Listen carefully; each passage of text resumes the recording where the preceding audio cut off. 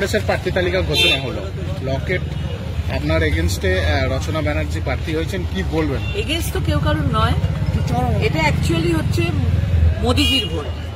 লড়াইটা মোদি ভার্সেস মমতা। এই লড়াইয়ে যতই লকেট ভার্সেস রচনা করুক না কেন, কিচ্ছু করতে পারবে না।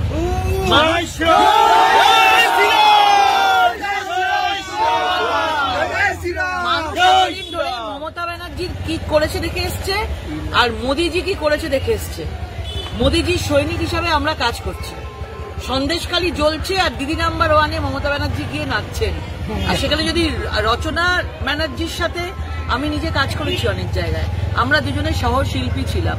সুতরাং যতই রচনা ব্যানার্জি ভার্সেস লড়াই লকেট বলুক না কেন, এটা কেউ মানবে না। মমতা ব্যানার্জি ভার্সেস আজকে মোদিজি, এবং আসল লড়াই হচ্ছে মোদিজির নেতৃত্বে।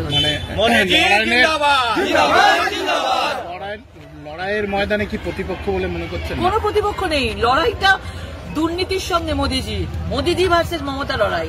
আমি এসছি মোদিজির ভোট করতে, আমি মোদিজির সাথে থেকে লড়াইটা করছি। আজকে সারা ভারতীয় জনতা পার্টি সবাই আমরা নেমেছি মোদিজির নামে। মোদিজিকে জেতাতে হবে।